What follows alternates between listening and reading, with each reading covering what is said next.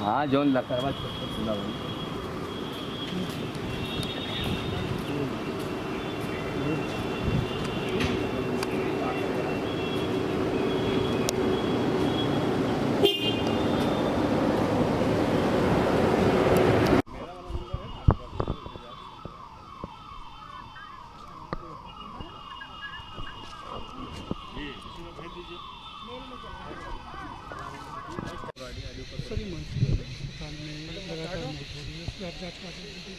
Team भी लगातार जाती है, क्या मिला है? ये जो वाराणसी का मानसिक चिकित्सालय है, इस मानसिक चिकित्सालय में जो इलाज जो किया जा रहा है मरीजों का, उसके बारे में 5-4 दिन पहले समाचार प्राप्त हुआ था, जिसमें व्यवस्थाएं देखने के लिए एक टीम का निर्धारण किया गया था। एडीएम प्रोटोकॉल और सीएमओ की टीम ने बाकायदा कल आके यहाँ पे काफ़ी चीज़ें देखी थी। उनमें जो भी कमियाँ अस्पताल की मिली थी वो आज तक दुरुस्त करने के लिए 24 घंटे का समय दिया गया था। प्राइमरीली इस अस्पताल का जो इलाज करने का स्ट्रक्चर है वो बाकी अस्पतालों से अलग होता है। यहाँ पे रेजिडेंट लोग थ्रू आउट रहते हैं, कई सालों तक रहते हैं। तो यहाँ के जो प्रोटोकॉल और प्रोसीजर है उसमें बेसिक लैब्स ये पाया गया है कि रेगुलर मरीजों का डेली की डेली इंडोर जो होता है इलाज, वो बाकी अस्पतालों के स्ट्रक्चर की तरह नहीं है। वही अडॉप्ट करने के लिए कल निर्देश दिए गए थे। इसके अलावा सारे जो मरीज हैं उनका सारा नए सिरे से स्वास्थ्य परीक्षण कराने के लिए आज पूरी टीम्स लगा के और लगातार फिर बेड हेड टिकट बन के उनका स्वास्थ्य परीक्षण होता रहे, वो इनके प्रोसीजर में नया इनकॉर्पोरेट करवाया गया है। डॉक्टर्स की ड्यूटी जो नाइट शिफ्ट आदि में नहीं लगा करती थी, वो ड्यूटीज़ अब नए सिरे से आज से लगवानी प्रारंभ कराई गई हैं।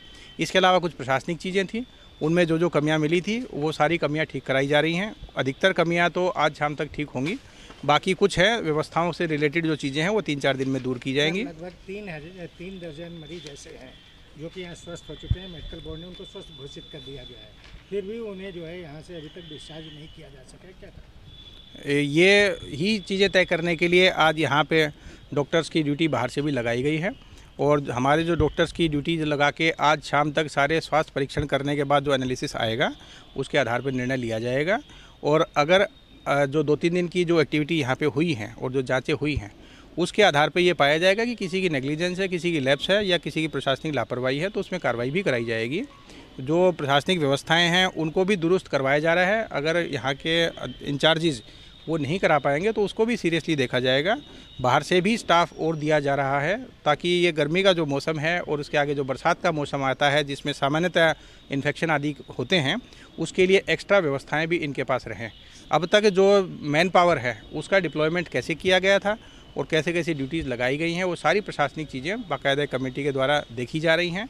प्रशासनिक चीज़ों के अलावा वित्तीय चीज़ों को देखने के लिए एक अलग से जांच कमेटी भी बनाई गई है, जिसमें वित्त विभाग के अधिकारीगण रखे गए हैं। वो सारे भी देखेंगे कि पिछले 1-2 साल में यहाँ पे जो वित्तीय कार्य हुए हैं उसके अनुसार यहाँ पे वो चीज़ें इम्प्लीमेंट हुई कि नहीं हुई। सर, किसी पे कार्रवाई जाती है, अभी तक कार्रवाई करने का प्रश्न इसलिए नहीं है कि अभी जो जाँच रिपोर्ट्स हैं वो पार्शली प्राप्त हुई हैं और हम लोग इसको क्योंकि इम्प्रूवमेंट भी साथ ही साथ करवा रहे हैं। जो भी जांचें होंगी वो 2-3 दिन के बाद जो फाइनल रिपोर्ट्स आएंगी तब होंगी। फिलहाल प्रायोरिटी ये है कि इसकी व्यवस्थाएं सुधरें और प्रशासनिक जो चीज़ें आज तक शामिल नहीं हुई अस्पताल के रिकॉर्ड में वो सारी चीज़ें इनकॉर्पोरेट करा के मरीजों को बेस्ट यहाँ पे ट्रीटमेंट मिले। 2 दशकों से जो है डॉक्टर्स जमे हुए हैं, उनके लिए कोई क्या स्थानांतरण नीति नहीं है? 2 दशक से यहीं पे डटे हुए। अब ऐसे सवाल जो स्थानांतरण नीति है कि नहीं है और 2 दशक से जुड़े हैं कि नहीं जुड़े हैं, ये सब जांच का पार्ट है। मैं बता चुका कि अभी जांच रिपोर्ट पार्शली आई हैं और हमारी प्रायोरिटी ये है कि पहले मरीजों के हित की चीज़ें हो जाएं। कौन यहाँ कितने समय से है आज वो बिंदु नहीं है, वो बिंदु जब प्रशासनिक जांच कंक्लूड होंगी 3-4 दिन के बाद तब देखे जाएंगे। जो डेथ की आपने बात की है, प्राइमा फेसाई इसमें नेचुरल रीजंस के अलावा कोई बड़े रीज़न सामने नहीं आए हैं जितने पोस्टमार्टम हुए हैं, लेकिन उसके बावजूद भी एक डेथ ऑडिट के लिए टीम बना दी गई है। कल की जो 2 डेथ हुई थी और आज सुबह जो 1 डेथ हुई है, उन 3 की डेथ ऑडिट के लिए अलग से चिकित्सकों की टीम बना दी गई है।